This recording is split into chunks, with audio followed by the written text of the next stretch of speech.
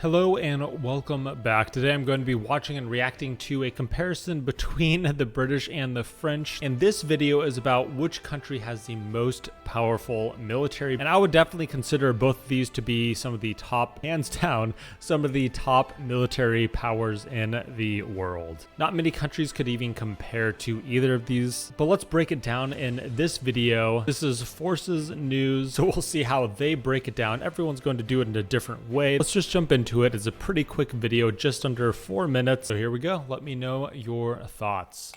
So which European country has the most powerful military? Is it the UK or France? Well, President Macron is increasing defence spending by a third, while in the UK, Ben Wallace is trying to squeeze an extra £11 billion of funding from the Treasury. So what do the numbers actually tell us?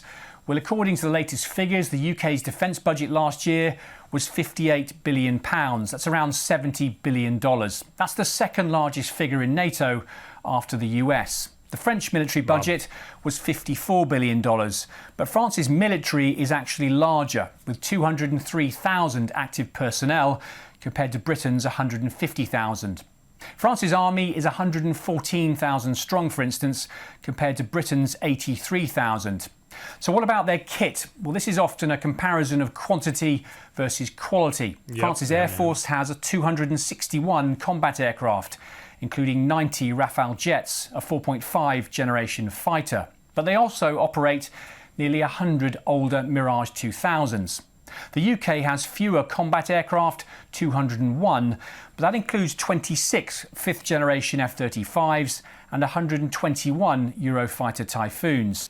I don't know too much about the Eurofighter Typhoons. I was actually going to do a video specifically on the Typhoons, but I feel like they are really good jets. I personally like them from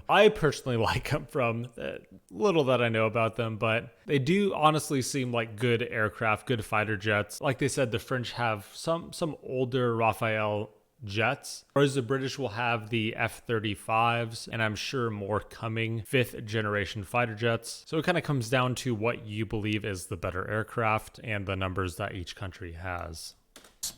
When it comes to armour, the British Army has 227 Challenger 2 main battle tanks, compared to France's 215 homegrown Leclercs. The French tanks have an autoloader and can fire up to 12 rounds a minute.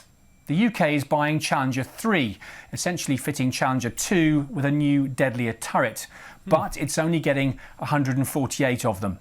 In terms of armoured vehicle numbers, the British Army has just under 4,000, while the French military has more than 5. Now, this is a problem area, of course, for the British Army. Think Ajax. And that number includes nearly 400 Warrior fighting vehicles designed in the 1960s. Now, starting this year, they're due to be replaced by 623 new Boxer 8-wheel vehicles. All right. So what about the two countries' navies? Well, in terms of sailors, they have about the same. The Royal Navy has 6 destroyers and 12 frigates. France has a few more ships, 4 destroyers and 17 frigates. But the UK now has 2 modern aircraft carriers, able to operate F-35B fighters. France has 1 older carrier, the Charles de Gaulle, which was launched in 1994. There are plans for a new French nuclear-powered carrier, which will be bigger than the UK's and have an electromagnetic catapult like the US Navy uses. So I have watched videos, and I do have some very base knowledge of the British aircraft carriers, the 2 of them, and they are truly next level, very advanced, very impressive. Could be very deadly, have F-35s, which I consider some of the best fighter aircraft in the world. I could definitely be biased with that opinion, but excellent aircraft nonetheless. So I'll be curious to see what the French military does create with their aircraft carrier, their nuclear aircraft carrier, and if they choose to just create one, just kind of replace their older one. Uses. But it's not going to be ready until 2036. Worth also noting that the French Navy has 45 Rafale jets to operate off its carrier, while the Royal Navy's Fleet Air Arm is due to start flying the more advanced F-35 from this year. Now, in terms of submarines, France has 9 compared to the Royal Navy's 10, but both have 4 carrying nuclear missiles. In pure numbers, the French military edges it. And while the British Army is shrinking, France is actually increasing the size of its military, particularly its armoured units.